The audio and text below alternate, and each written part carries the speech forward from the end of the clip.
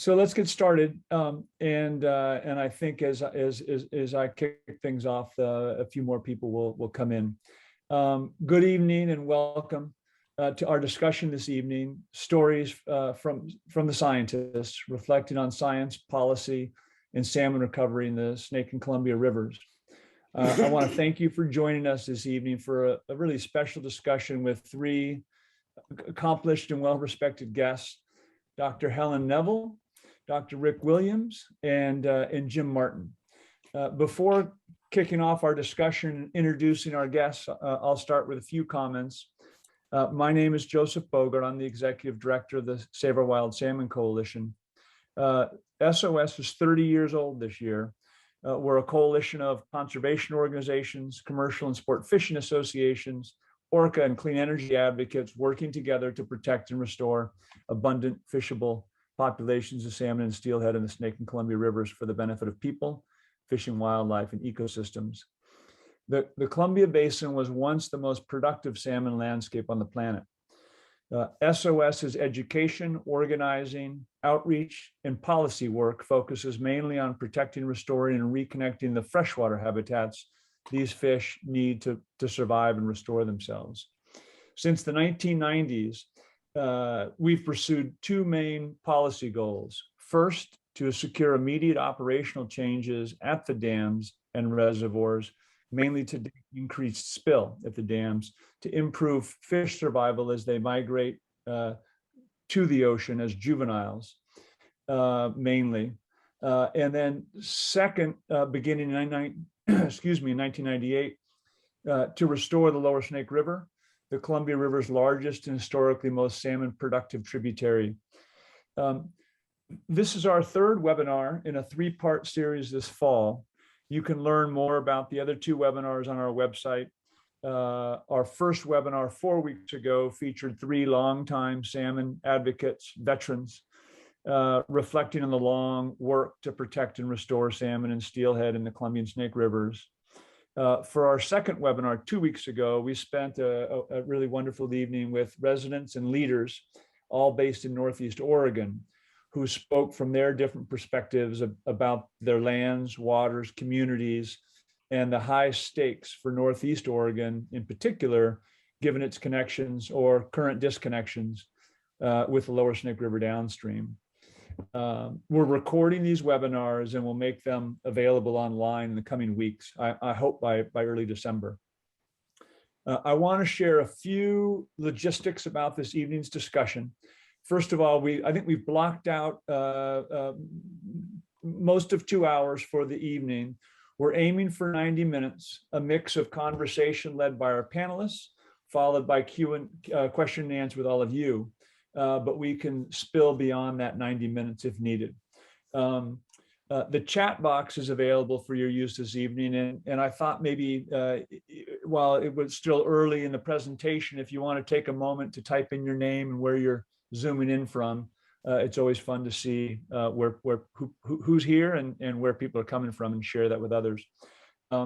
And questions can be submitted either in the chat box as well, or through the question and answer box that I think you can find on the bottom of your screen. We welcome feedback on this evening in the series, so please don't hesitate to send an email or otherwise reach out. I want to thank my colleagues Carrie Herman, Martha Campos, and Sam Mace for their help and support to organize the series. And support this evening behind the scenes. If technical problems arise, you should email Sam in real time, and she can do her best to help. That's sam@wildsalmon.org. Now turning to this evening's discussion, I want to welcome Helen and Rick and Jim, and thank you for sharing this evening with us. I'll say that after our planning call earlier this week on Monday morning, I am especially excited about the conversation. Together, these three bring to bear roughly 100 years of experience as salmon scientists and researchers in the Pacific Northwest and in the Columbia Snake River system. They have collectively played many roles, and they'll describe some of them in their introductions: researcher, manager, policy advisor, author, advisory board member, consultant, and much more. They've done a lot, they've seen a lot, and this evening they'll share with us their perspectives and insights and advice about salmon and steelhead, what they need, where we are today, and what we need to do moving forward. The last thing before we hear from our panelists, I want to set a little context and highlight, at least briefly, what I see as three significant developments, recent and significant developments connected to the Snake and Columbia rivers in Pacific and salmon recovery efforts in the Pacific Northwest. First, a joint request was recently made by the litigants and granted by the court by the Nez Perce tribe, state of Oregon, conservation and fishing plaintiffs, and the Biden administration for a pause in the long-running 20 years litigation over salmon and dams in the Columbia Basin, to allow these parties the opportunity and the time to work over the next now 7 months to develop and begin to implement a comprehensive plan that protects and restores Columbia Snake River fish and complies with the law. This request includes an interim 1-year plan for river dam operations in the lower Columbia and lower Snake Rivers in 2022. So that's one piece. A second is Senator Patty Murray in Washington State and Washington State Governor Jay Inslee announced recently their next steps following on their earlier joint commitment to work expeditiously with the people of the region to develop and deliver a long-term solution for Snake River salmon and Northwest communities. Senator Murray and Governor Inslee, of course, are not alone. Great credit is due, especially to Congressman Simpson for his groundbreaking proposal in February this year to remove the lower Snake River dams and invest in communities in a manner that brings everyone forward together. Governor Brown in Oregon has been outspoken in her support for a comprehensive solution for salmon and communities. There are others in the region as well. Third, among these recent developments is the passage of the Bipartisan Infrastructure Fund. What that has meant is there's a lot of money on the table today that could be used to support and implement a comprehensive solution, including important investments in communities and infrastructure that will need to be part of a larger solution that includes removal of lower Snake River dams. In my view, these are some of the essential pieces that are needed in order, if we're going to develop and deliver a regional solution that truly protects and restores these fish. Engaged leadership from Washington, D.C., engaged leadership in Washington and the Pacific Northwest, and potential funding sources to support a big plan done right, which is what we need. We've not really had these three ingredients together before. This is a big deal, and it underscores for me the opportunity before us, along with the great urgency facing these imperiled fish populations and the irreplaceable benefits they bring to our region. Finally, before introducing our speakers, I'll just add, it's important to add, these developments come only as a result of a bunch of hard, sustained work by many people, including, I'm sure, many people on this call tonight. And of course, the visionary, relentless, won't take no for an answer leadership of the Nez Perce tribe and many other tribes in the Pacific Northwest. I will leave it there for now. There is a lot of hard work ahead if we hope to seize this opportunity, and we can talk about that later this evening. But let's jump in.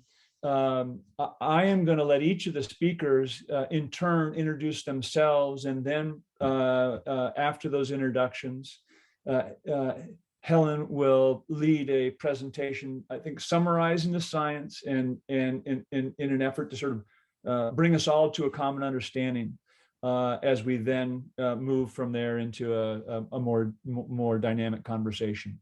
So Helen, maybe you could start off with introducing your background and experiences, and then Rick, and then Jim. Sure.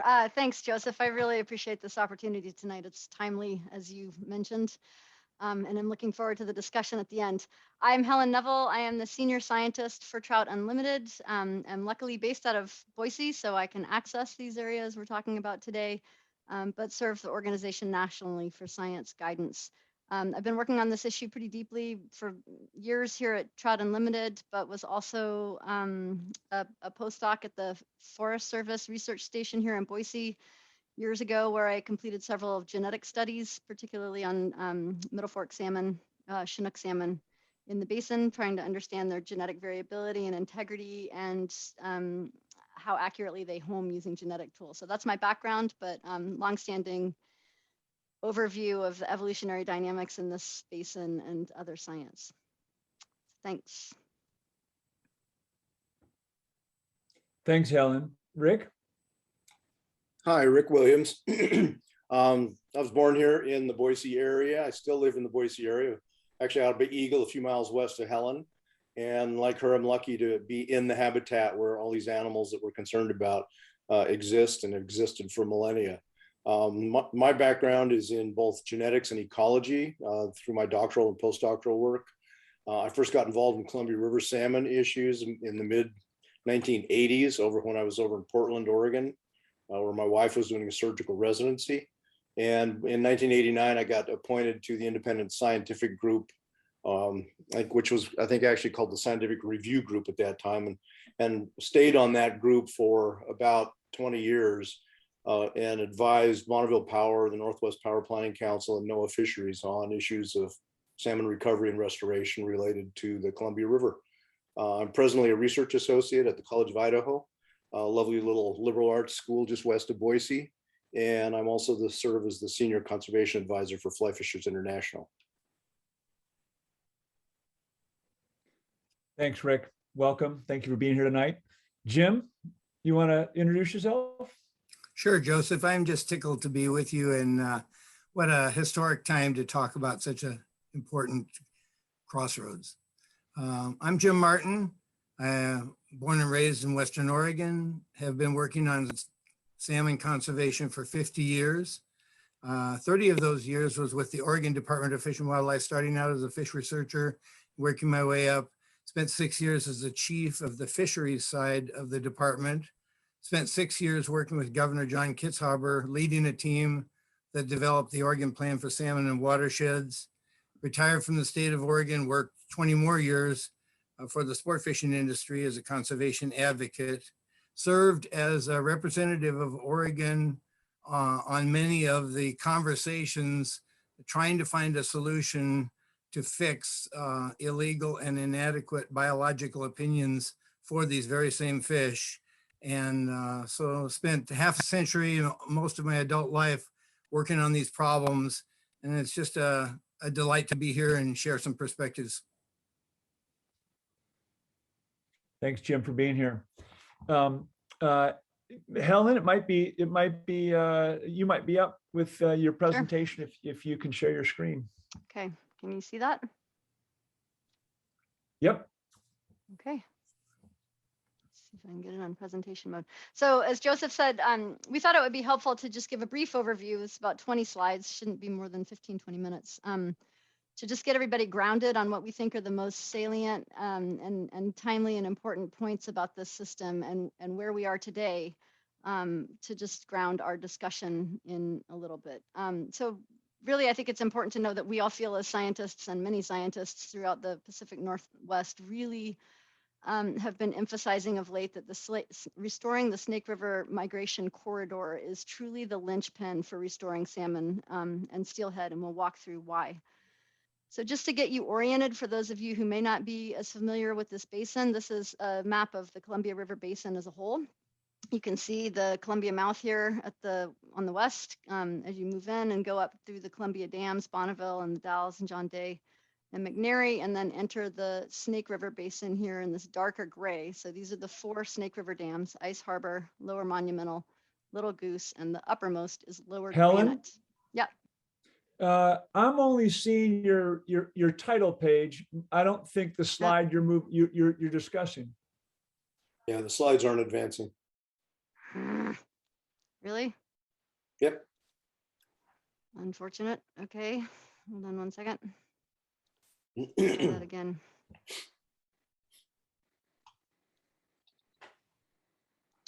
They're advancing for me, but that doesn't do anyone any good, does it? Well, perhaps.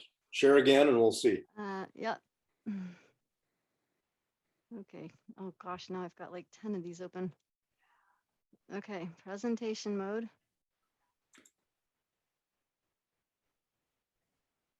Okay, I'm putting it in presentation mode on my side.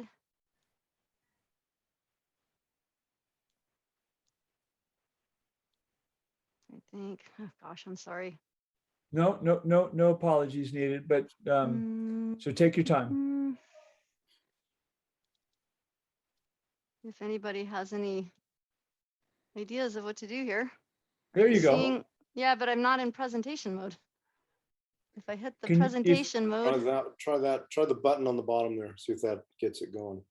the little, yeah, I don't know if Yep. you guys can see, I'm clicking on this. I've clicked on it 15 times. Slideshow. Well, Helen, What does that do? well, that's presentation hold on. mode, but we're seeing both the presentation slide and the next slide. So I don't know if you have two monitors.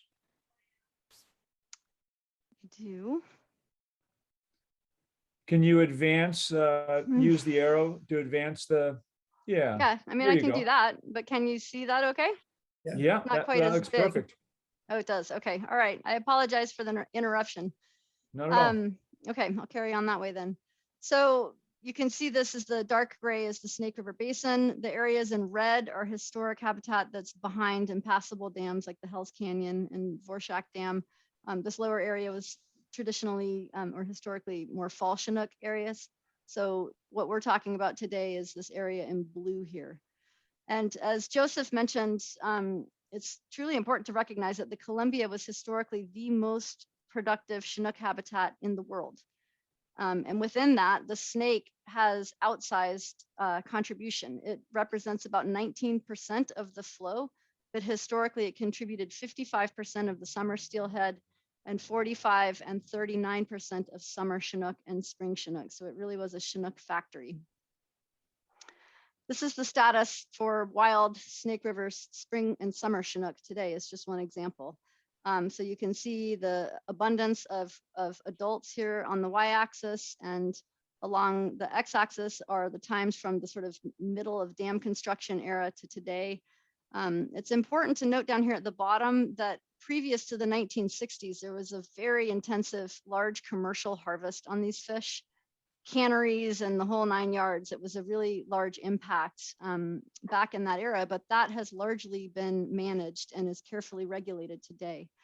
The dams were begun earlier than this graph shows. So there were 2 Columbia River dams already completed here, and then the Dalles and the John Day were completed throughout this period. But it was really these 4, the Ice Harbor, Lower Monumental, Little Goose, and Lower Granite, that you can see coincide directly with this major decline in Chinook salmon. And so we move into the 1992 to 1997, 8 era, or 1999, when the fish were just at really terribly low levels as they are today, and were listed under the Endangered Species Act with the stocks that are listed under the ESA at the bottom there. So one other thing that I think is important context is that it's important to understand that the Snake River dams have numerous impacts. People often think about the impacts of the fish as they go to the dam and pass over the actual structure, but the impacts are much broader and cumulative. They inundate, the Snake River dams in particular, inundate 140 miles of spawning and rearing habitat under hot, slow reservoirs. So we not only lose that spawning and rearing habitat, which greatly impacts production of fish, but these hot, slow reservoirs really increase the amount of energy that the outmigrants have to use. And so that decreases their condition. It's simplified habitat, so there's less cover and food, and they increase the dam and reservoir related predation, especially from introduced exotics that are really thriving in this sort of not natural environment. So overall, those factors dramatically increase juvenile mortality, and that we can measure. So it's known that about 50% of the juveniles are killed as they move out of the system, or die as they move out of the system through the hydropassage. And another factor is that they have delayed migration. So the slow reservoirs and the accumulation of many reservoirs throughout the system delays their migration sometimes up to 10 times what the historic migration was, which used to be very rapid. So that means that they have a mismatch between their physiological process of smoltification and getting ready to enter saltwater and the timing that they enter. Then they enter the ocean, which is kind of a big black box in a lot of ways. We know there is obviously natural mortality in the ocean, but there's this other factor called latent mortality, which is additional mortality for the fish that survive the hydropassage. Many of them still die, and it's directly attributed to their passage experience. So it's, this is a hard thing to measure, but ranges up to about 67% in some estimates. So it can be highly significant on the remaining 50% of the fish that enter the ocean. Up to a good 2/3 of them almost can suffer mortality due to their experience in the hydropassage. Then they come back in the Columbia and they return to spawn. So there's additional adult mortality on return. That's not as significant as these other factors in most years, but in some of the hot temperature years that we've endured in recent years, it can be very significant mortality. And overall, those that survive are still, under more stress under the temperatures that they've had to migrate and the stress of navigating the dams. So because of this cumulative impact and the impacts throughout the life cycle, there's a really important management metric that many of you may have heard about, but it's kind of grounding for understanding what the goals are in the system. It's called the smolt to adult return ratio. And it's basically the number of adults that return to the uppermost dam where it's measured, and that can vary over the number of smolts that outmigrated and contributed to this adult class. And it's important because it's the only metric that incorporates most of the overall mortality and cumulative impacts of the dam because it covers most of the life cycle. And it's essential that this metric is increased to improve the productivity of these salmon populations. And we can talk about in the discussion a little bit to see the benefits of a lot of the habitat restoration to date and the actions that we've taken to date. We know we need at least 2% SAR, so 2 spawners returning out of every 100 smolts to sustain populations in the Snake River. And by sustain, that means just ensuring that they are large enough not to go extinct, so they can persist without a high risk of extinction. But we need at least 4% SARs, or 4 out of every 100 to return, and even more to rebuild these populations to robust and potentially harvestable populations. But the problem is currently we're not even getting 1.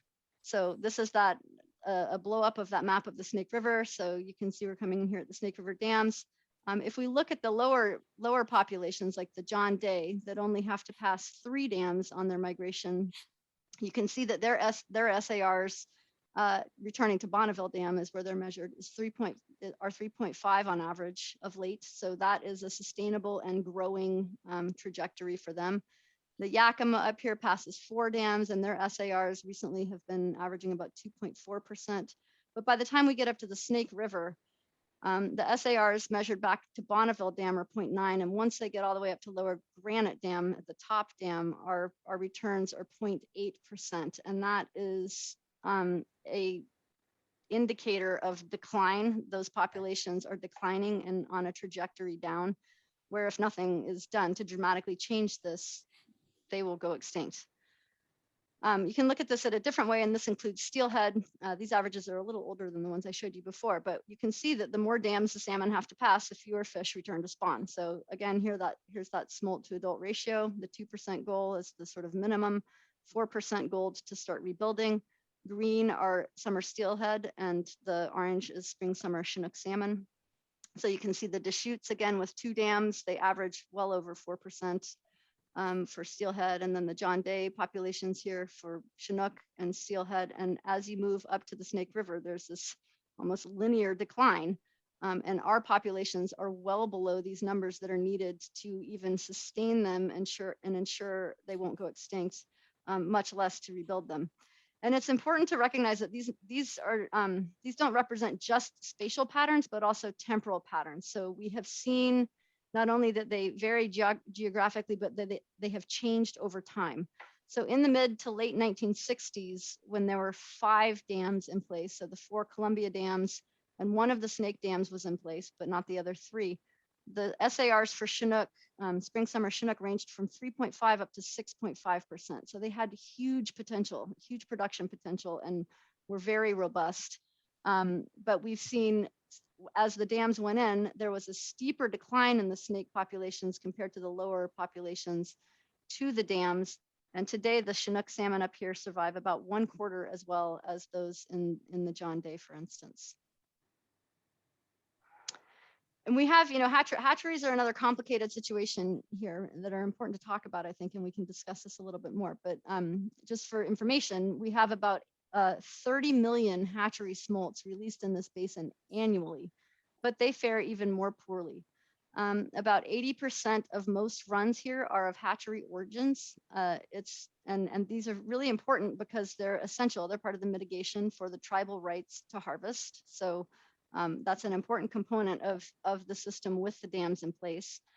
But they generally have lower survival. So this is another one of these SAR graphs here on the right for, in this case, steelhead. You can see the wild in green and the hatchery fish in brown. And you can just see that the smolt to adult returns are much lower for the brown hatchery fish than they are for the wild fish, because wild fish generally have higher survival because they have better fitness, and hatchery fish have reduced fitness compared to wild fish. They're just not the same beast.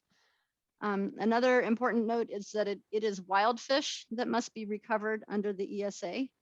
But you can see in this case that both need a restored migratory corridor. In the situation we're in today, we're not getting enough returns of either. And so even the hatcheries aren't being sustained. So what are the management changes since the ESA listings? We've retrofitted dams, modified flows and spill, built complexes of hatcheries, restricted harvests, added barging and other technical fixes, undergone massive predator control, written recovery plans, dozens and dozens of status reports and hundreds of scientific studies, restored spawning and rearing habitats. We've spent 17 billion and counting invested in trying to recover these fish, but they are still on a path to extinction.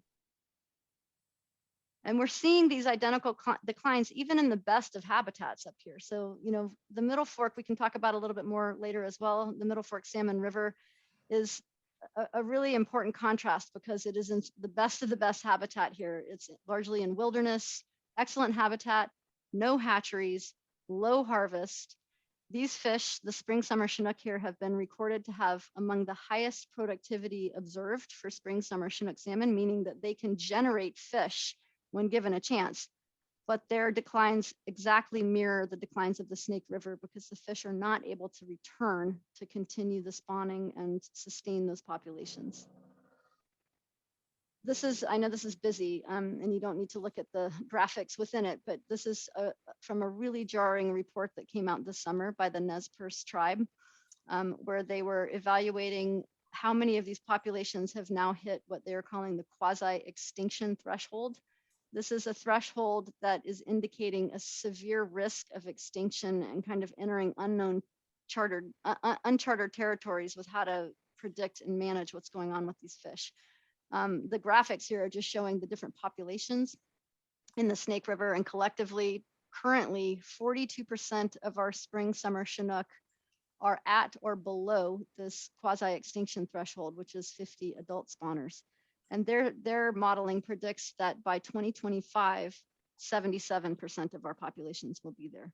And so without drastic action to change this trajectory, we are heading towards a potential extinction. And I know something that is dear to many of you, particularly who are coming from the West Coast, this impacts all of us, and it also impacts the southern resident orca. You can see down here at the bottom left this quote from the Orca Recovery Plan by NOAA in 2008, that perhaps the single greatest change in food availability for resident killer whales since the late 1800s has been the decline of salmon in the Columbia River Basin.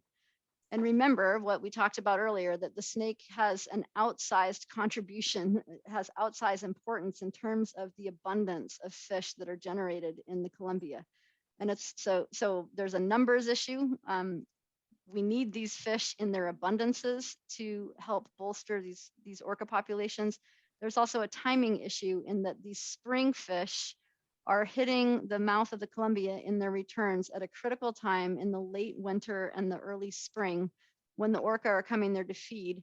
The fish are big and lipid rich, fat rich as they're just entering the Columbia. And so that's a critical period of food needs for these orca. So with all of this doom and gloom, I'm sorry to start off with that, but that's the scenario we're at today. We're in today. How do we know these salmon and steelhead will come back? I think those of us who have studied salmon life history, diversity, and evolution are always impressed by their resilience. These fish are amazing. Over millions of years, Pacific salmon as a whole have undergone massive geologic events. They've endured, I think, 4 glacial cycles, floods and major changes in the ocean, including a period when the ocean was about 115 meters below the current levels. So imagine what a change in environment and how stressful that was for them. But they've endured that, and it is that dynamic landscape and the modern landscape they face today with fires and floods and debris flows and landscapes that has actually shaped their modern diversity and resilience. So we're talking here about their ability to express various life histories where you have some fish of different ages in different parts of the habitat. So in the very headwaters, in the mainstem Salmon River and the mainstem Snake River, in the ocean, returning all at different times. And that complexity of different fish in different times adds a tremendous ecological buffer in the face of change. And so they've always been able to deal with all of this until fairly recently. Something else that is important to be aware of is just, and I'm just giving one example here, but the breadth and depth of comprehensive science and reviews that have gone into this issue. This is an example from the comparative survival study, which involves various tribes, the Fish and Wildlife Service, and biologists from the states of Idaho and Oregon. It was initiated in 1996 as a long-term study to provide consistent data and analyses around monitoring survival of fish in relation to their passage history. So survival of the smolts as they move out of the system, and then returns of the adults as they come back in. It's collaborative, transparent, adaptively managed, and reviewed. As Rick said, he's been on many of these types of boards, but reviewed by multiple science advisory boards. They put out a really comprehensive report every year, and their most recent report suggests that breach and maximum spill at the lower Columbia dams could increase the SARs by up to 4 times. So there's a lot of promise in this management action.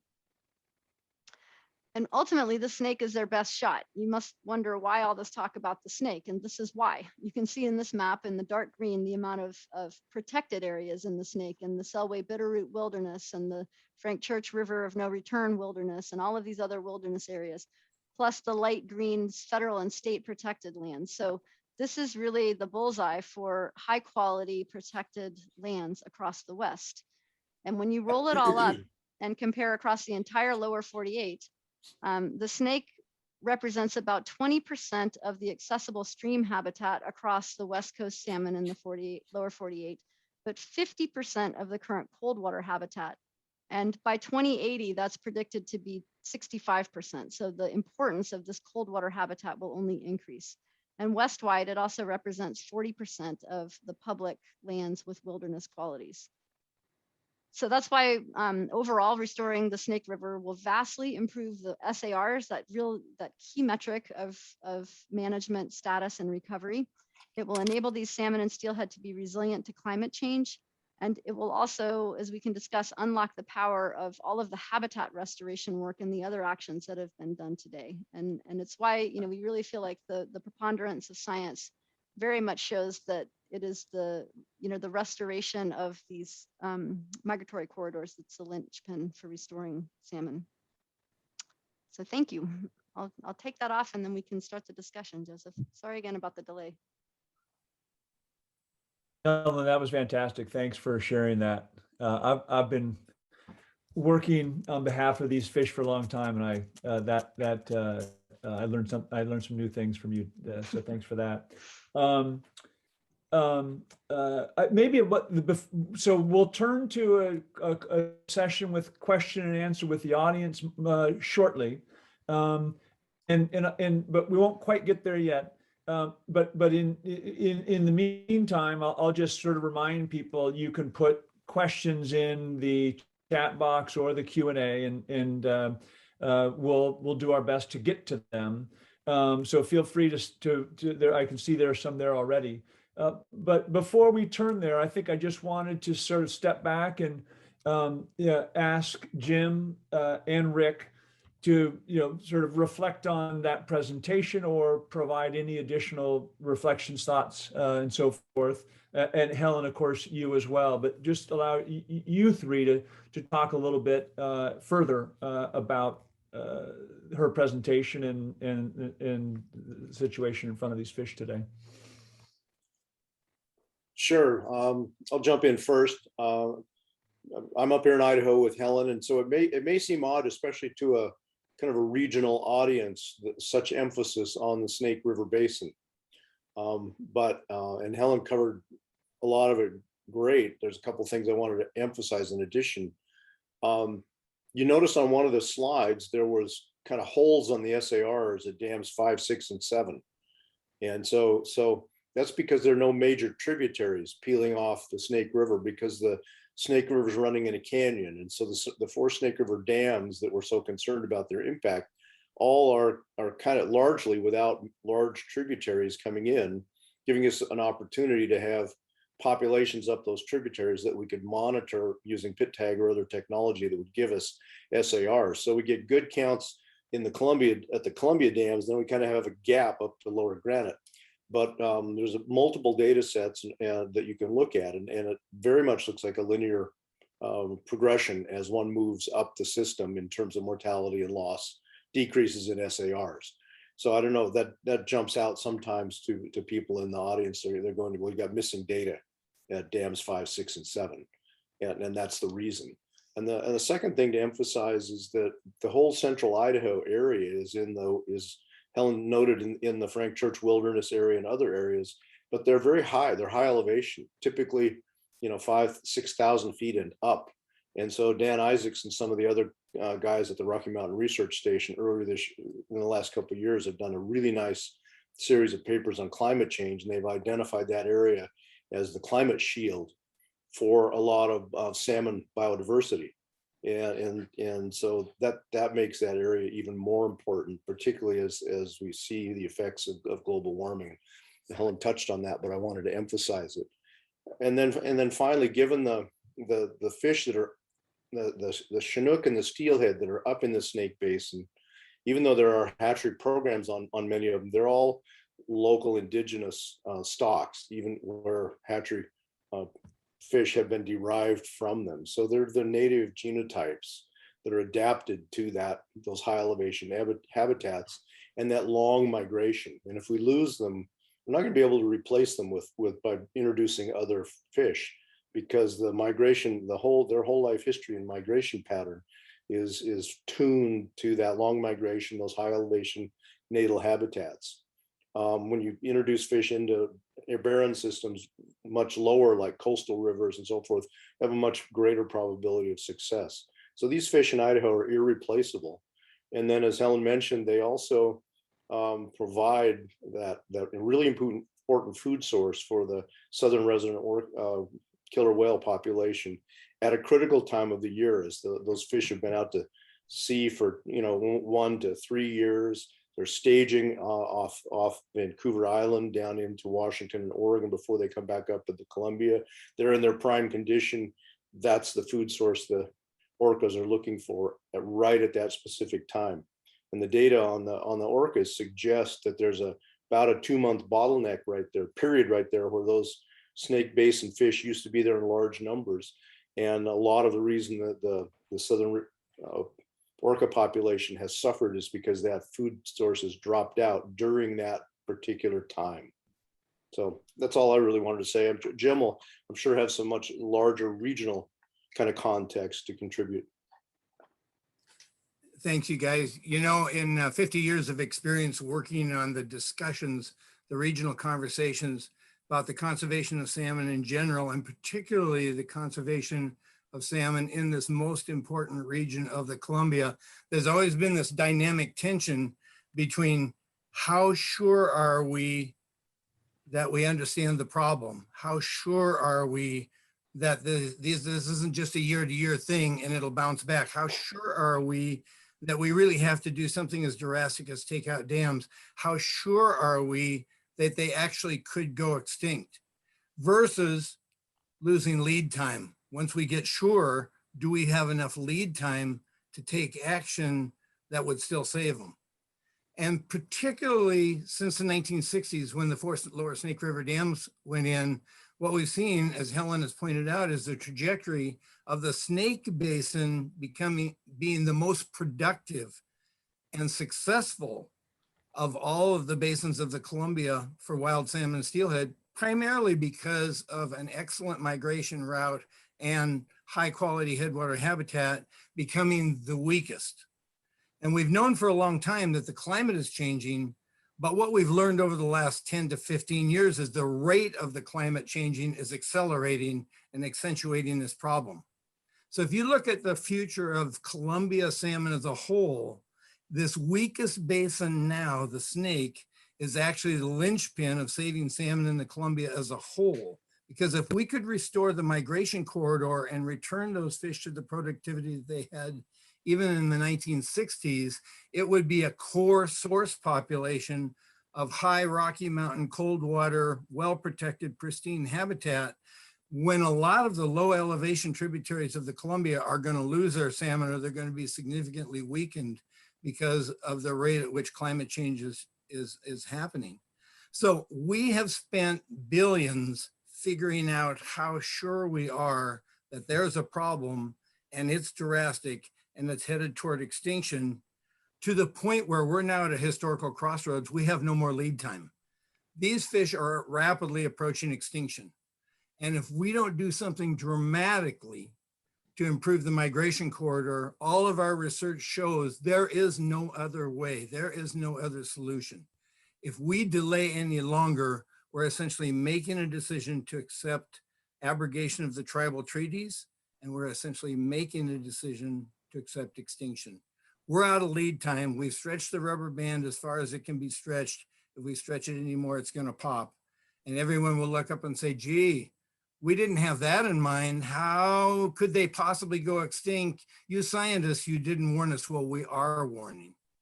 And we're very, very certain with all the research that's been done of what the problem is and what the solution is. What we're not certain is if we can stand any more delay. We're at a historical crossroads right now. We take action or we watch them go. Thanks, Jim. Helen, or other sort of additional thoughts? Well, I was going to ask another question along those lines, Jim. That was really, really well said. You and Rick, I guess, in particular on the science side, I was just wondering if you could add a little more context based on the longevity of the science that we have known for decades. I mean, we're not just saying this now, but many of these studies have been pointing to this for decades, right? And Rick, you've been involved in these science advisory boards, and there's almost always a call for more science, right? We can't possibly know everything, so we need more science. But I think, you know, what Jim was so well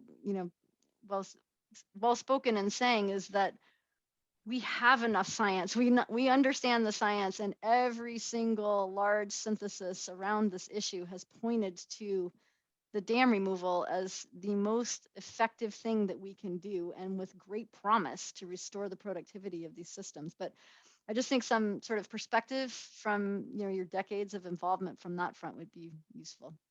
Sure, thank you.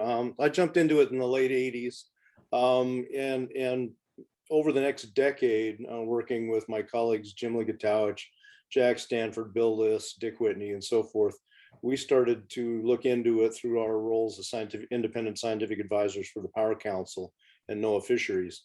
And we became convinced and wrote quite a bit about it, including a book called Return to the River.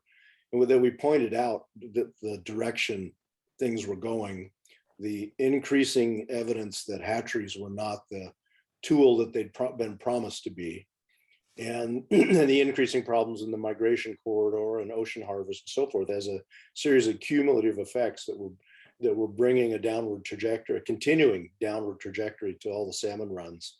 In fact, in the 80s, the runs had collapsed to the point there was political movement to try to get the fish listed under the Endangered Species Act, which had come into being in the early 70s.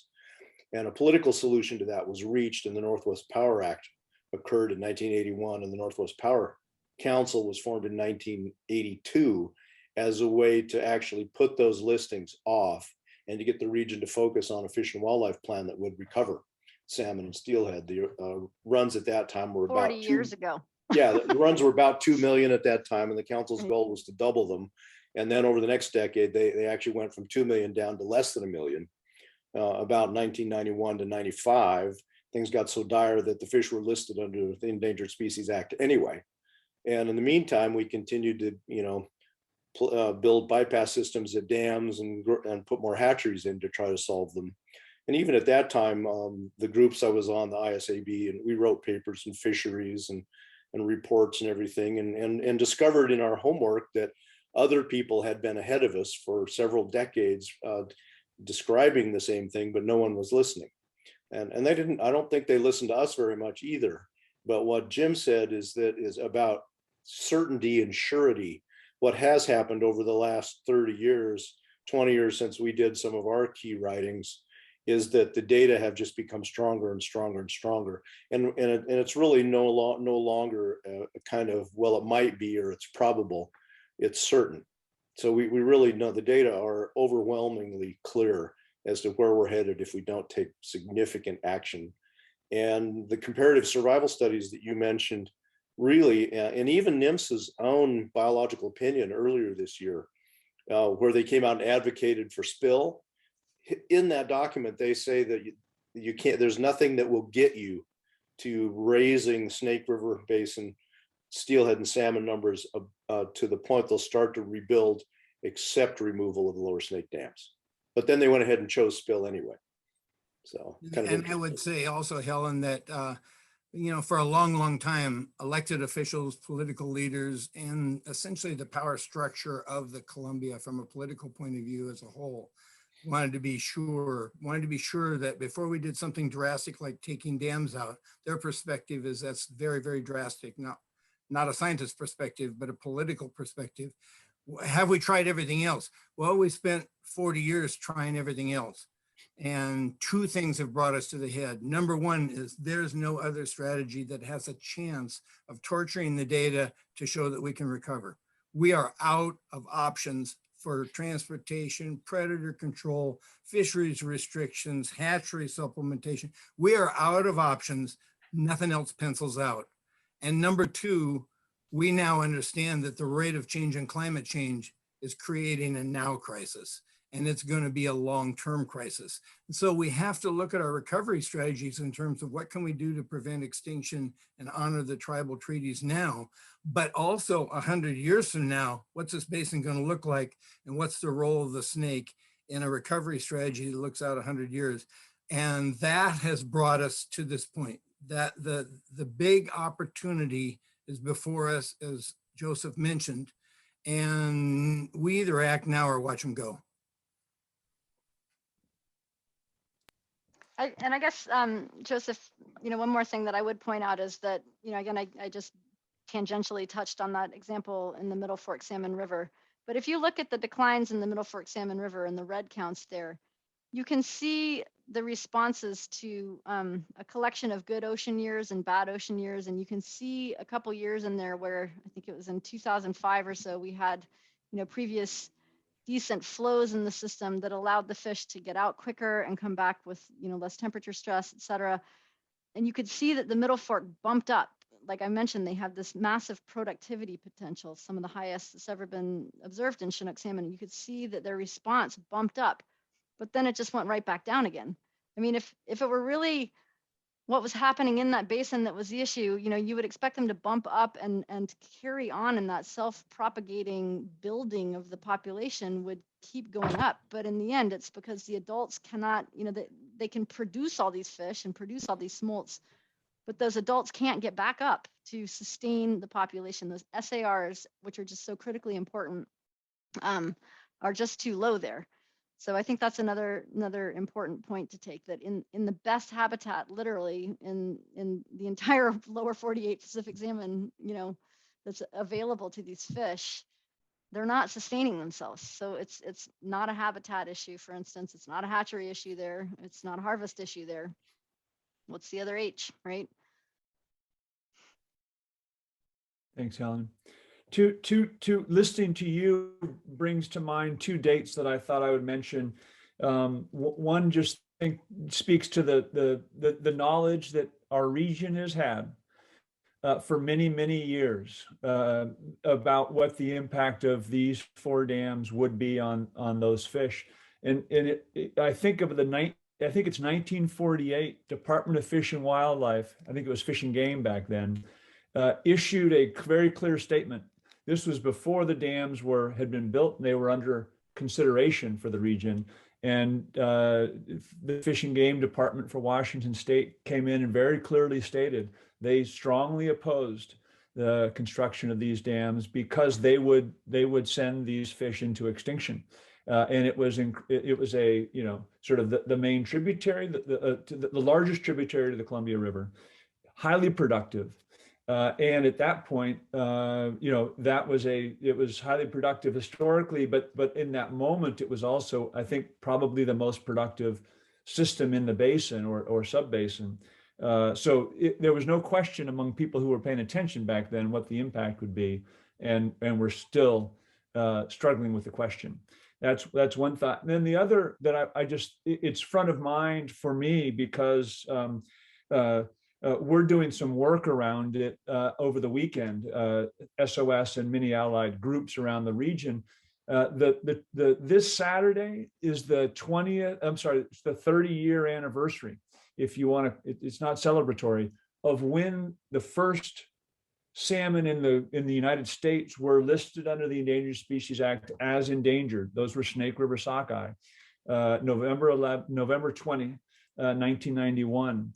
And we've been at this, as you all have reflected, for many, many years at great expense, and in the Snake River Basin to little effect.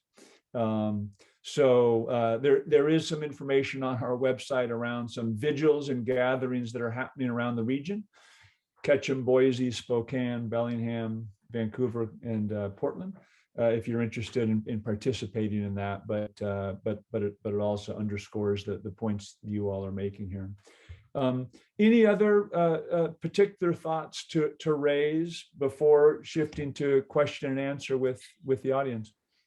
No, I've been watching the chat a little bit, and I just wanted to note that Martha Campos has been posting links to a number of the regional letters from the scientific community to the policymakers that help provide the basis for the certainty, the surety we have of the situation we're in. And so if any of you haven't seen those already or are doing some activist work in your own area, you might want to download some of those letters. They're very powerful. I would also add just one more thing, and that is, in my whole experience with this problem, the people have been ahead of the political leaders. Over and over and over and over, public opinion polls have said people in the Northwest overwhelmingly, 1, don't want these fish going extinct. Number 2, don't want the orcas going extinct. Number 3, want the tribal treaties honored. And they've expected their elected officials to work with scientists like us to figure out strategies to accomplish their will. They haven't done it yet. We're out of time. The science is now very clear. If we don't get elected officials finding a success strategy now, history is going to judge us harshly. And the people of this region will judge our leaders harshly. And I would add one other somewhat separate point, that up until fairly recently, you know, dam removal was a scary thing and kind of an untested thing. But we're at a point now where we've had great successes with this. If you look at what's going on in the Elwha, the response of the salmonids in the Elwha are remarkable. You know, huge bull trout too, just enormous bull trout coming back in there and moving now more than they ever did. And Chinook and steelhead, new, you know, forms, not new, but forms of steelhead. Some are Chinook, I mean, some are steelhead that are re-emerging that haven't been seen in there in any numbers in 100 years. New life histories. Again, it's that resilience that I talked about earlier. These fish have the biological capacity to respond to the environment if we give it to them, and they respond with that diversity and rebuilding. And think about the productivity in a system like this as you get more salmon coming back, and the salmon are feeding what is now a completely broken ecosystem and building that ecosystem up from the bottom. I mean, it's a remarkable thing to think about. That's not in uncharted waters anymore. This is something that we know can be done, and it's something that we know the fish will respond to, along with the rest of the ecosystem and all of us. So Thanks, Helen. One thought that comes to my mind, just listening to you, Helen, is the mid-Columbia Hanford Reach fish that return to that 51-mile stretch of main stem river. They have to contend with the lower dams on the Columbia River. There's a toll, I'm sure, on those fish, but it's 4 reservoirs and dams, and those fish are able to return to this 51-mile stretch of main stem habitat in mid-Columbia area. And those are fish that have their ups and downs there, but they're relatively healthy. They're not listed, and it just speaks to the fact that there's this tremendous restoration potential in the Snake River as well, if we have the boldness to make tough decisions and do so quickly. So maybe I'll start turning to some of the questions from the audience, and we'll just continue the conversation in that way, if that sounds okay to folks. There's a question maybe that speaks to the lower Columbia. It's partly directed to Helen, so I'll raise it with you, but all of you should feel comfortable chiming in. A question from a gentleman named Joseph. Did Helen say that all the lower Columbia dams need to be breached? No, I'm glad you said that. No, that's not what we're talking about at all here. No, what I said was that I think if the studies that have been done show that if we can restore the Snake River migratory corridor while also increasing spill at the lower remaining Columbia dams, which are expected to stay in place. That's not anything that we're talking about. But that combination, it's a combination both of restoring the corridor and reducing that mortality on these fish from the physical dams and increasing the migratory corridor. And then the spill over the lower dams is a combination that is greatly expected to increase their numbers. Thanks, Helen. Additional thoughts, Rick or Jim? Well, I would just add that we know that because the lower dams were primarily in place in the 60s when they built the 4 Snake River dams, and the river populations were very productive, even facing much higher harvest rates and much poorer hatchery practices in the 60s, in spite of the fact that those lower dams were in place and those other factors were in place. The Snake was the most productive basin in the entire Columbia. So that gives us confidence that if we dealt with the Snake River dams and the Snake River migration corridor, we could return the Snake River populations to their former productivity because of the high quality freshwater habitat that exists there and the population structure, the genetic structure of the fish that still exists there, but we're running out of time to do it.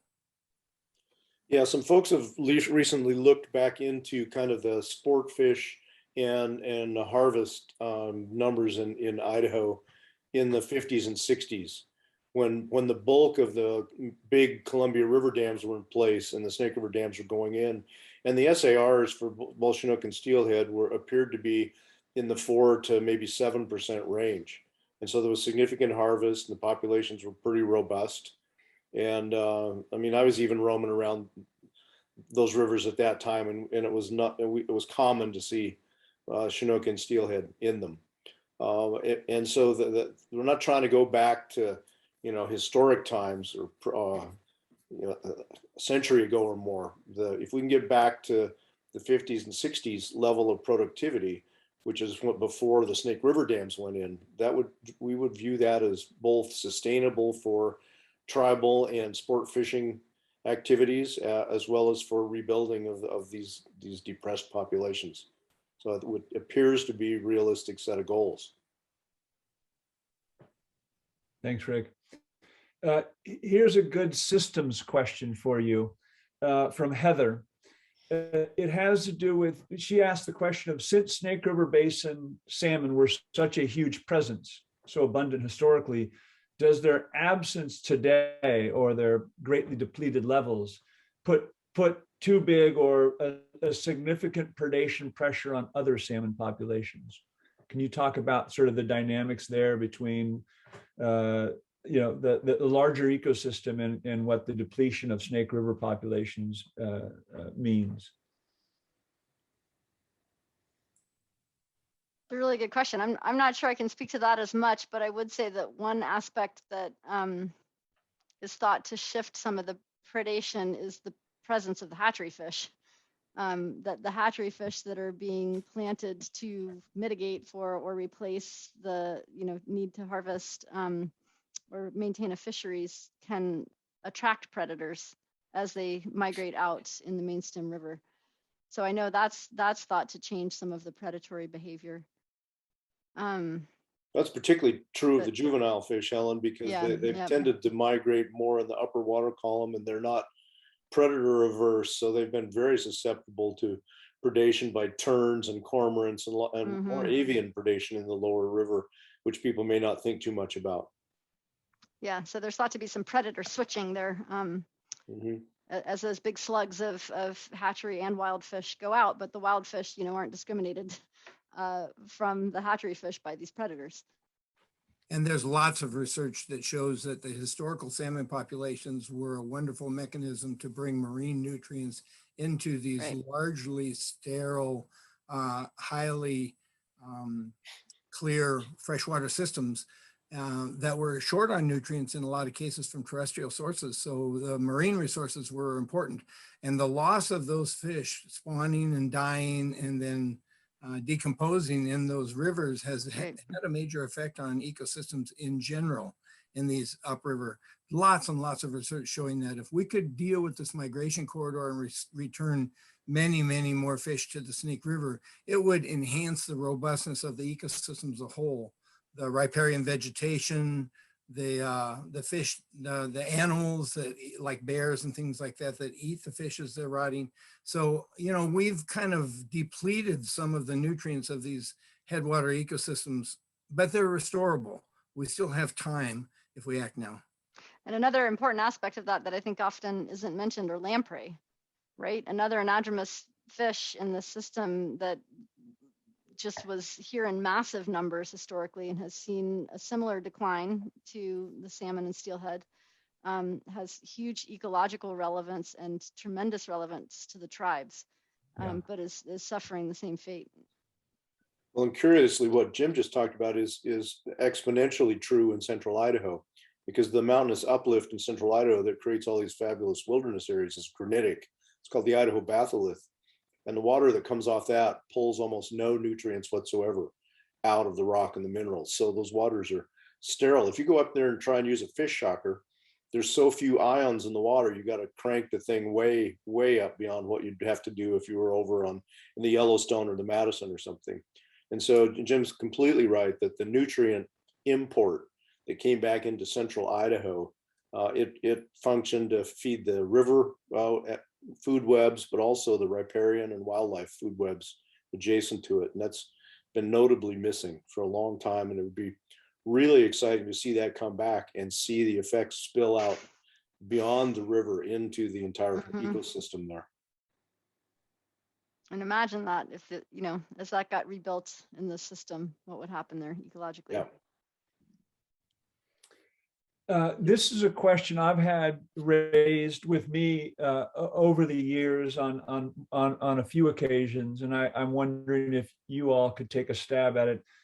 It's the question about, in addition to Lower Snake River dam removal, given that the Lower Columbia system is also harmful to salmon, is there an opportunity, or could we engineer sort of a side channel that runs along the river to help get those smolts to the ocean more quickly? Anyone want to take a stab at that? That and versions of that have been brought up many times, including a tube down the middle of the river. We'd stick all the smolts in Idaho, and they'd ride this bus tube all the way to the estuary. And I think I'm probably deeply skeptical of almost any of these because of our long experience in the basin, that every good idea, seemingly good idea, has a whole set of unanticipated consequences that come along with it. And pretty soon the tail is wagging the dog. And so we just don't know. It's possible, and something like that might provide some relief in short sections if there were specifically identified bottlenecks. But if you have a specifically identified bottleneck, there may be other alternatives to try to solve it. So, Jim, I'm sure you've heard these things come and go. I have heard them come to go. And of course, the last big version of that was, well, we'll just put them all in a barge and we'll avoid the dams, and we'll get ourselves out of the woods that way. But of course, the research shows that those fish basically are part of the decline and declining as great or greater. So these techno fixes don't work very well. I think you guys had it right, Rick, a long time ago when you said the best solution is to manage this system more like a river and allow the fish to migrate the way they did historically. And we still see in the historical record, whenever we get a great big runoff of snow out of Canada and the Snake, even with the dams in place, you see the overwhelming impact of a big high runoff flow system pushing those fish downriver, even over the dams, and you get a bump in productivity. But when you manage them on an average runoff, they're headed toward extinction. And the further up the system, the more dams they have to deal with, the more they're headed up for extinction. Now, put 50 years from now is climate change, 100 years now from climate change. If we don't do something drastic now, no techno fix is going to get us out of this. No screening or barging or piping or ditching is going to get us out of this. The only way we're going to get out of this is to have the snake be a centerpiece of a more natural ecosystem than we have right now. And we haven't much time to pursue other alternatives. We've spent 50 years pursuing every reasonably feasible alternative, and we're left with two big solutions. One of them is to restore the migration corridor in the Snake. The second one is to spill at the lower 4 dams and explore cooling the Snake down with stored water.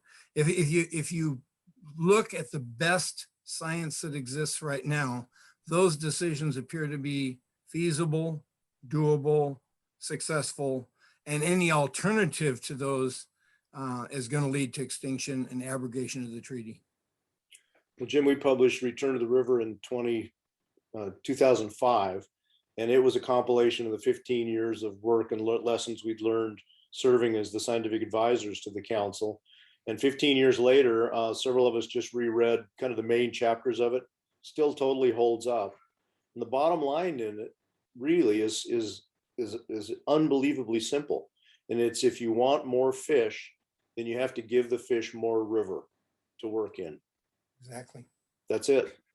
That's what they evolved in. That's what they need. It brings to mind a recent quote from Congressman Simpson, that everything, I'll paraphrase, everything that we do on that river as people can be done alternatively. The salmon, they need one thing. They need a river.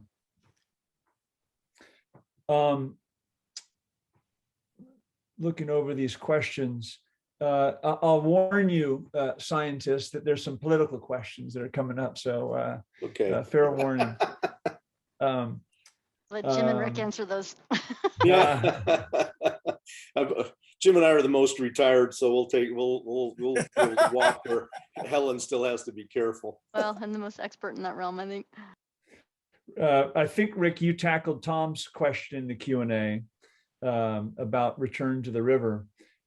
He's also, well, let me serve up a question from John Rosenberg. It has to do, I think, Jim, in part to your clear and repeated sense of urgency that we've got to act. His question is, there is speculation that it could take 10 or 15 years to breach the Snake River dams. Do salmon and orcas really have that much time? The truth is we don't know. We hope so. The truth is we can't afford to assume anything other than that. We know these fish are very close to the brink right now. If we could magically make those dams go away right now, it would be the safer alternative. But the alternative of taking any more time than is absolutely necessary is unacceptable because we're too close to the rubber band breaking. We've stretched it to the max. You know, I think if you think about salmon in the 100-year perspective with the way the climate is changing, there are a lot of populations of people complacently thinking that those fish will be stable. They'll turn out to not be stable as the low of elevation tributaries warm. And we will look back on our time now and we will say, thank goodness we made the decision to free up the snake and allow it to rebound as much as it can rebound. Now, we would have more time to work with if we had made this decision 25 years ago. We would have more time to work with if we had made this decision when Return to the River came out. We have instead chosen to delay. Bonneville inevitably saying, the Power Council inevitably saying, Jesus is really important. This dam breaching seems a little radical. How sure are you, scientists? Here's some money, go study it some more. And we have now gotten to the point where we took the money and we did study it more and we came back time after time after time and said, here's what we learned. We're now more certain. We're now more certain. We're now more certain. We're now even more certain, but we lost our lead time. So the question is, can they rebound? I think they can rebound. Maybe not all subpopulations will rebound. Maybe some of them are going to wink out in our process of taking those dams out and restoring the migration corridor, but they won't all go. And I have basically hope and faith in the resilience of these salmonids that they can bounce back. They have recolonized in a lot of places where people didn't think they could recolonize. They have proved to be resilient and rebounding when we gave them half a chance. We've even imported them to New Zealand and they established populations. So these fish will do their best to survive and they will do their best to rebuild if we give them half a chance. But there is no time to lose. We have to take advantage of this crossroads of opportunity that you talked about, Joseph, while we have it, because we won't get another opportunity like this within the lifetime of those fish. And if we delay now, they will be gone and we will have abrogated the treaty and we will be judged harshly by history for doing it. Yeah. Joseph, I think, it was encouraging to see Governor Inslee and Senator Murray identify a study specific to taking the Snake River dams out and a relatively short timeline for the study. In the past, studies has been kind of a catchphrase for we'll table it. This one, I like to assume positively rather than negatively. So I'm assuming that this is actually what's going to happen, is that it's going to be a legitimate study and it'll come out and give us a direction. If the direction it gives is to leave them in place, then we're probably done. If it says that they need to come out, that is in fact, as the scientists have been saying, the only viable recovery method, then like whoever was talking earlier, I hope to God it's not 10 to 15 years. Everybody needs to understand the four lower Snake River dams, there's 4 of them, they're in a canyon. They're low head dams. They're 80 to 100 feet high. They're not the big high dams like Dvorak or even some of the main stem dams that run in the hundreds of feet high. And they have a concrete section where the turbines are, and then they have an earthen section. And it's the earthen sections that would be removed. And it's hard for me to imagine it would take 15 years to take 4 earthen sections out. And perhaps, one of the things that could come out of this webinar tonight is support for Inslee and Murray's study, but also kind of pressure to get it done and make a decision, move on, and make everyone aware of this urgency that Jim has talked so eloquently about, and that I agree with wholeheartedly. Thanks, Rick. I'll just say, as an advocate, the way that many folks are thinking about it, Rick, is consistent with what you just said. In other words, thanks for Senator Murray and Governor Inslee and others in the region for stepping in and making some commitments. And at the same time, we all have a job of pressure and holding them accountable to their commitments and promises. And I think that's something that all of us on this call and folks within our spheres of influence need to be doing. So we'll talk more about that before we conclude. But I absolutely think it's urgency and opportunity, and we all have a job to seize that opportunity. Representative Simpson did a huge amount of background work before he came out with his proposal, and absolutely. I hope that the background information that he and his staff put together is feeding into Senator Murray and Governor Inslee's study, and they tell me it is. I'm hoping that's true.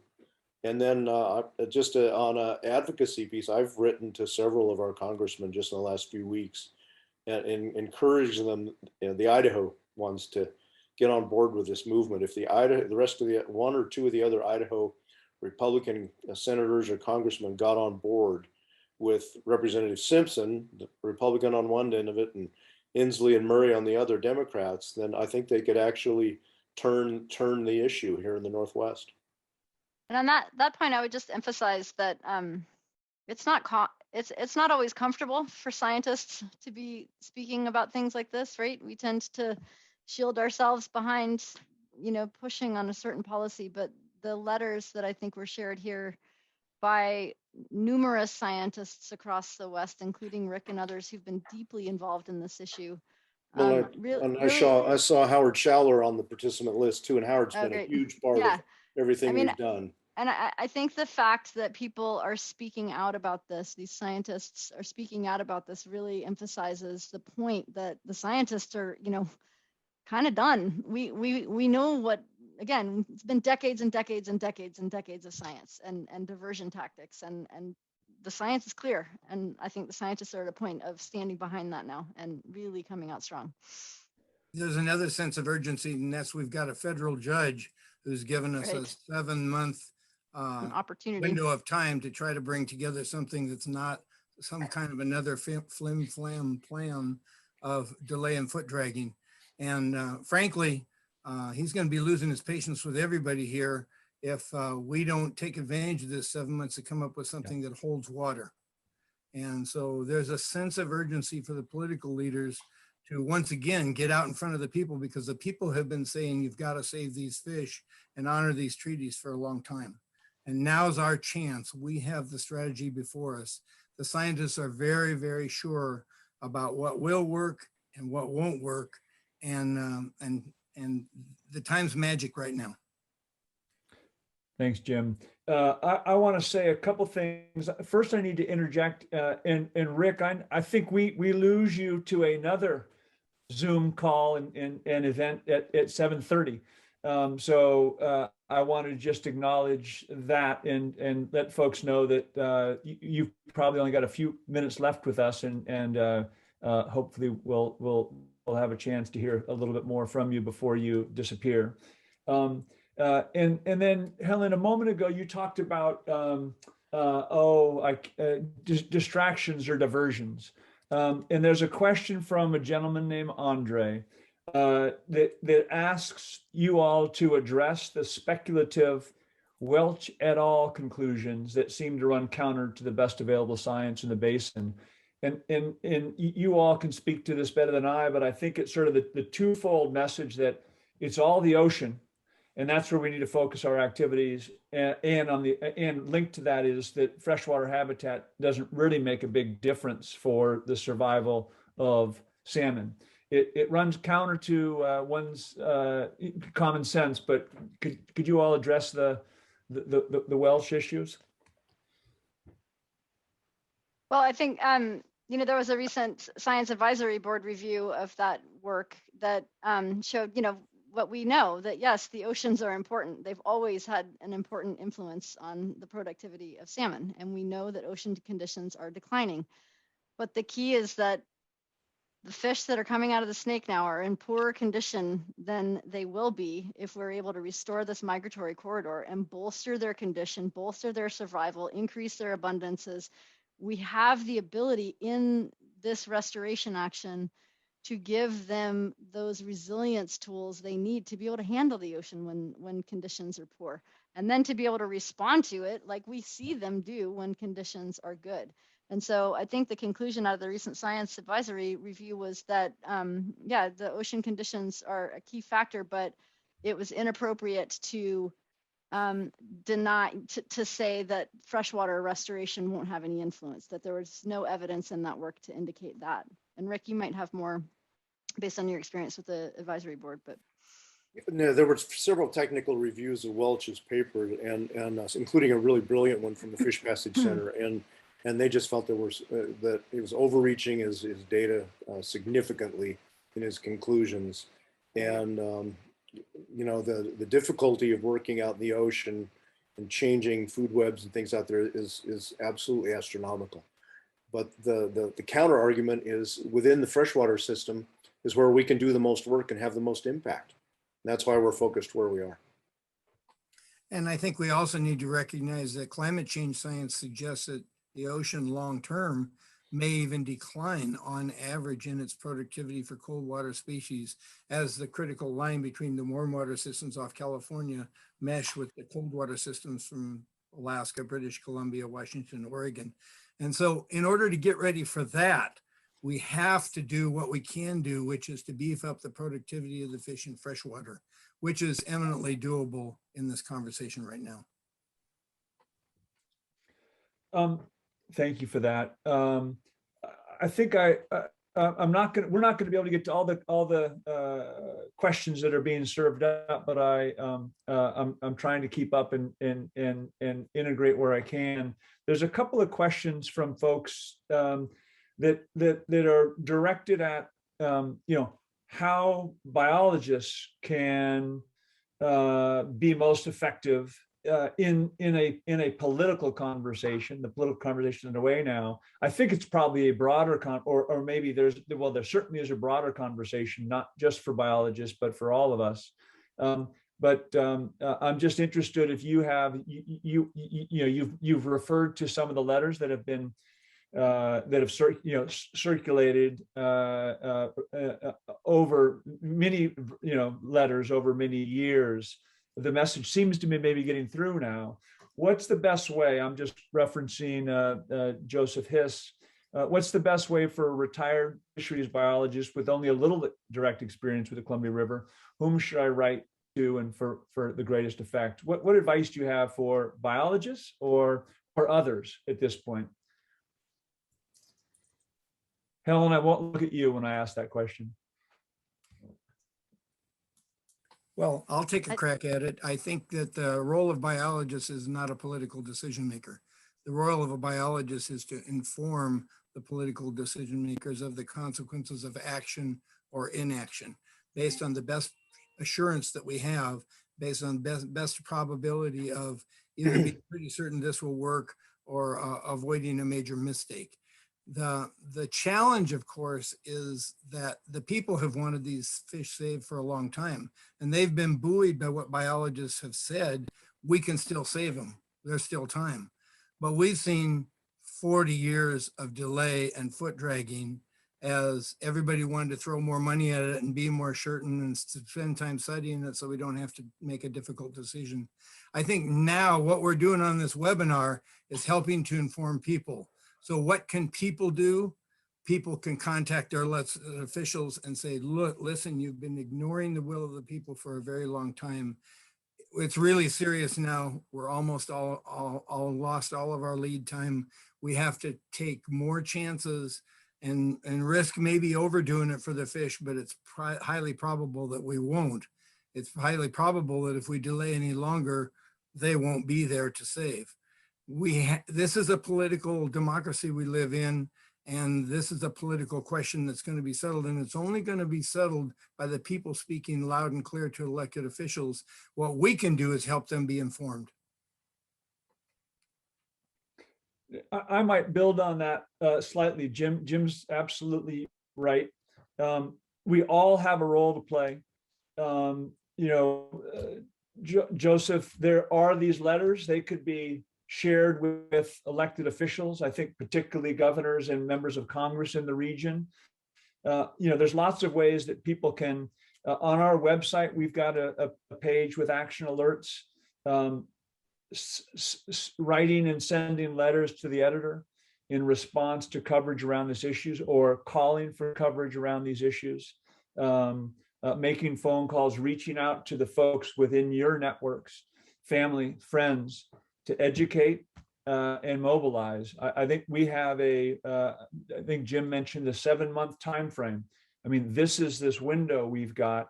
Again, I think Jim mentioned history will judge us poorly if we don't take advantage of this window in front of us right now, and help support the right decision, supported by the science, supported by the economics, supported by our obligations to other species, these species, and tribes.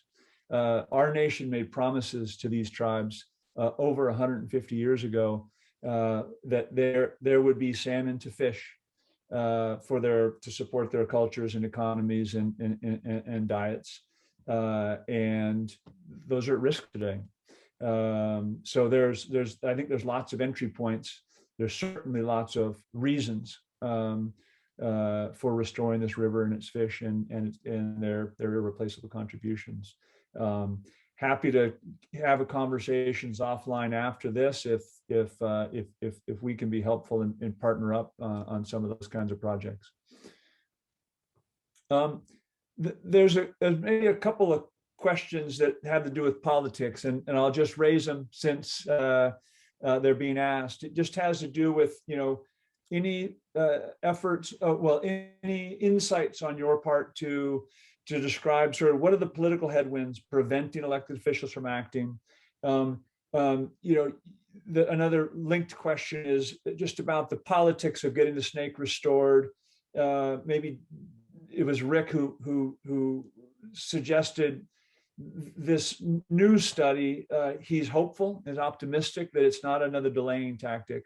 Any sort of thoughts? I mean, clearly science and study has been used as a shield for real action in the past. Any thoughts or reflections? Well, I'll just share a thought. If we think back, just think about the 50 years of the history of this issue. What we realize is once we build something, there's something in our culture that makes it really, really hard to admit we made a mistake and to back up.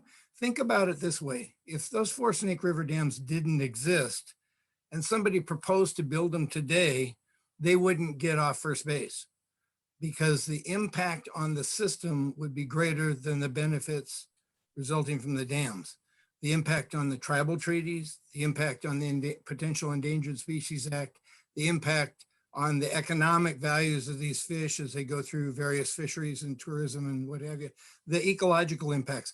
I mean, if those dams didn't exist and somebody proposed to build them, we'd never even think about it. It'd be a no-brainer. It'd be off the table in a second.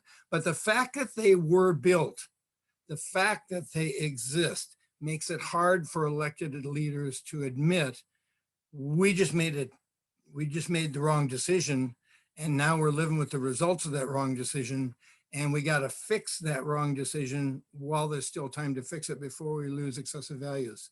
Those dams produce very low power, no flood control, very little irrigation, and barging to Lewiston is almost non-existent in these economic days. We can figure out how to compensate, as is Murray and Inslee's study looking at, how to compensate people for the impact. But we can't figure out a way to undo extinction. We can't figure out a way to undo abrogating tribal treaties that we hold precious. We can't figure out a way to repair what we stand to lose if we delay any longer. It's just, you just have to understand the psychology of American culture is once you build it in concrete, you have a heck of a time backing up.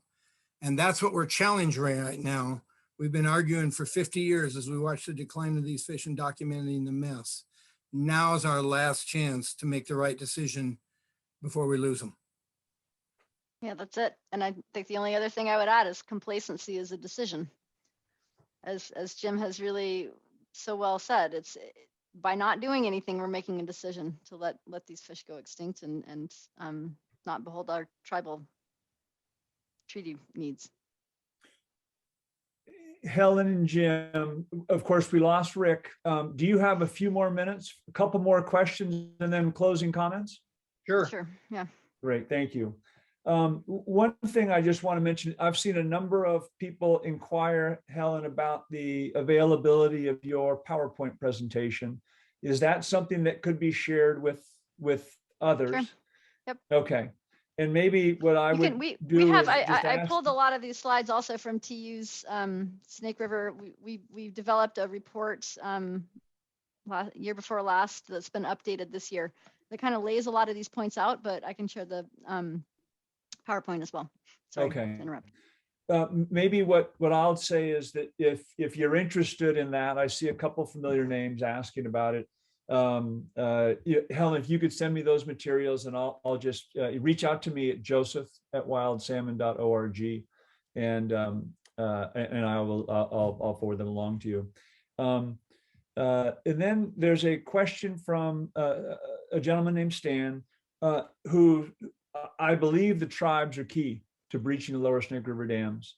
The strongest legal case to breach them is about treaty rights. Comments?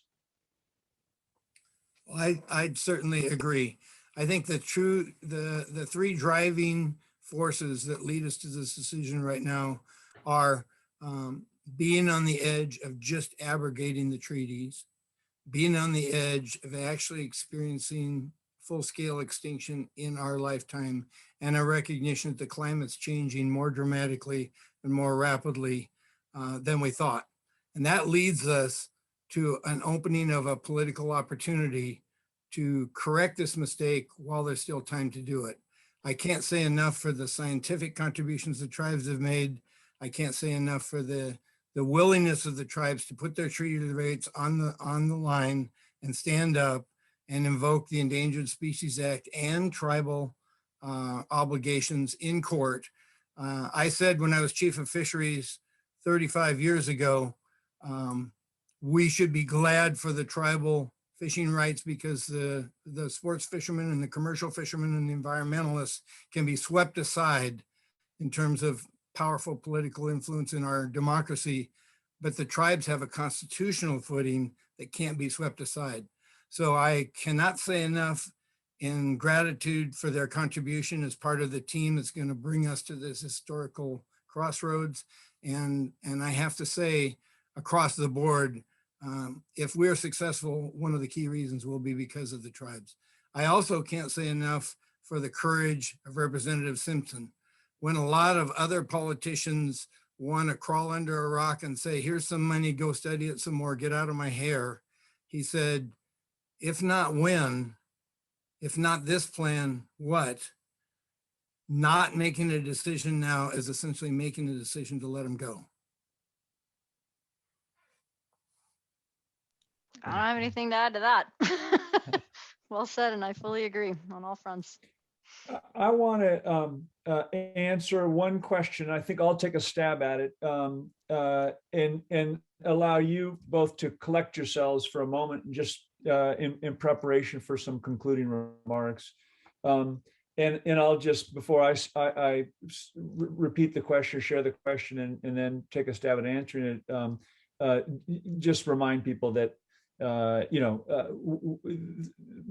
the team at SOS is sort of ready and willing to work with folks, especially in the advocacy arena. So if there's questions that you have about the science that we can try to be helpful with, let us know. Also, we welcome follow up by all of you to get involved and help us build and take advantage of this moment. Towards that, the notion of a moment, Terry asked a question about, can you sort of describe for us who aren't informed about what this 7-month window is, how to use it, what should come out of it. So I'll back up and just say a couple of things, Terry. We have a 7-month window. It used to be an 8-month window, but a month is gone mostly. And that window is defined in 2 different ways, or has been sort of set and calendared by 2 different processes. One is the pause in litigation that's been going on for 20 years over salmon and dams in the Columbia Basin, with the snake at the heart of that conversation, but not the only issue. About a month ago, the parties to that litigation, including significantly the Biden administration, agreed to pause it, and they sought a pause from the court to until the end of July 2022. That's the time frame they've given themselves to talk with each other to figure out if there's an alternative plan that will protect and restore these fish, and that will comply with the law. So that's one of the sort of schedules in front of us right now. There's a window. That conversation is largely confidential and occurring between parties: Nez Perce, State of Oregon, fishing and conservation plaintiffs led by Earth Justice, and the Biden administration. It's a critical conversation today. The other is a calendar schedule that's been set out and is a bit more public, that was established by recently, with public statements from Senator Murray in Washington and Governor Inslee in Washington. They followed up on their joint statement in May, committing to solving this problem in the snake, by acknowledging that by making some commitments to deliver information and recommendations by or before the end of July 2022. These 2 processes are independent, but I think if they're going to succeed, there's got to be some kind of sort of stitching together or coordination. We'll see how that plays out. I think that'll be happening above my pay grade, but it's an important thing. So these 2 things are happening together. That's the window we have in the Northwest from our perspective. It's the people in Washington and Oregon and Idaho that have to mobilize and support this leadership, not just by Murray and Inslee, but also by Governor Brown and Congressman Blumenauer and Congressman Simpson, and bring other members of Congress and governors in the region into the conversation in constructive modes. So that's all about politics and public support and advocacy, and that needs to be happening today and needs to be building in the months ahead. That's the opportunity. That's sort of the timeline. And I think, to speak to what I think I've heard from Jim and Helen and Rick, this is this window of opportunity, and there isn't a day to waste because of the condition of these fish, because we've had leaders who've pushed off the hard decisions and in acknowledging the science that's been before us for many, many years. It's that leadership's now engaging, and we've got to support it, and we've got to hold them accountable and stay on that timeline, because it can't slip. So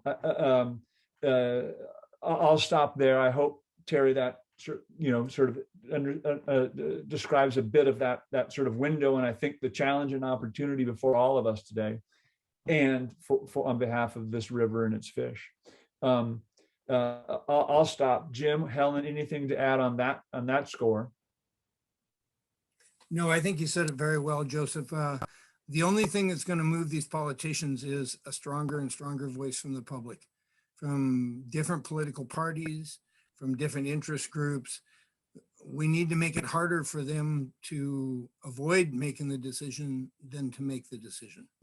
They're Right. going to try to do what they think the important people want. They need to hear from the general public as the most important people, who insist we're going to honor these treaties, we're going to prevent this extinction, We're going to get ready for a different Pacific Northwest as the climate continues to change, and we're not going to throw these fish away and allow them to go. Thanks, Jim. So that maybe that, well, I'll just provide, Helen, I mean, I think we're sort of wrapping up here. I so appreciate everyone who's been in attendance, and then to both of you, and of course, Rick as well. I just want to give you, Helen, and then Jim, a couple moments to provide any additional thoughts, reflections, advice on the conversation tonight. I'll start and I'll keep it short. I think Jim has just laid the context out amazingly well for where we are today and the implications of the decisions or the non-decisions, which really are decisions that we may make here, and the opportunity that we have before us. I think that's a key as well, is that these decisions can be put upon us without opportunity, or we can embrace the opportunity that's ahead of us. And it really is a sea change of a moment right now. We're in a dire situation with these fish, and I think Jim's also emphasized that we don't have time to waste. But I do want people to be inspired by the resilience of these fish. They're amazing creatures, and they can respond rapidly and intensively to opportunity. If we give them a chance and we reduce the mortality through this corridor and allow this ecosystem to rebuild, allow the nutrients to rebuild and the entire system, these fish will respond, but we don't have time to waste. And thank you for this opportunity tonight. I think it's just again, it's just important to educate people about the issue, and thanks for letting us get in front of this audience, and for all of you for taking the time tonight.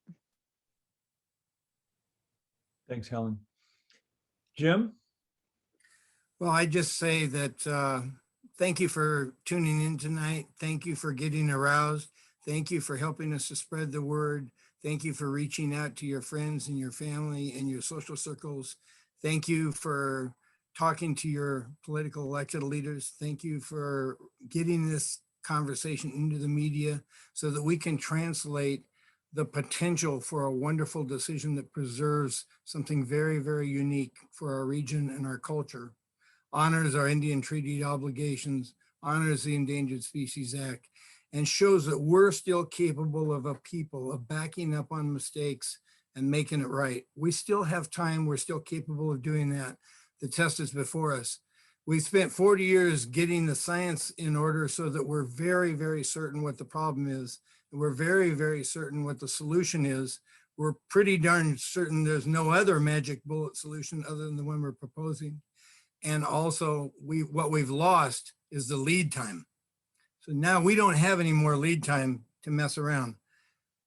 We either make a decision to save these fish and honor these treaties, or we make a decision to delay, which is the same as making a decision to let them go. Our children are going to judge us one way or the other. I prefer to have them judge us with success and with courage and with resilience and a commitment to this ecosystem and this culture and this region we live in, rather than taking the kids to the museums to see the old pictures and the extinction vortex moves up to British Columbia or Alaska. I think we still have time. Now's a critical time. Think of us at the crossroads as a people. Thank you, Jim. Thank you, Helen. Thank you all for attending. And I'll just reiterate, I mean, I have nothing to add to it. I think it's sort of a mic drop there with Jim's final comments. Thank you for that. But only to emphasize, the urgency, the opportunity, and the tremendous hard work ahead. But emphasizing that we can do this. This is our opportunity. The region's waited too long, and when you wait too long, the costs go up and the risks go higher. But let's work together to bring more people in and make it inevitable that the decision is going to get made to remove these 4 dams on the Lower Snake River as part of a larger comprehensive solution for the region that moves everyone forward together. Let's make it the easiest decision for the politicians to make. They take the path of least resistance. That's our job, to make that path the easiest path. So can't thank you enough, Jim and Helen and Rick in absentia. But a great evening. I feel energized and inspired, and I appreciate all that you do. And then for everyone who's attending, onward together. Have a great evening. Take good care. Thanks, everybody.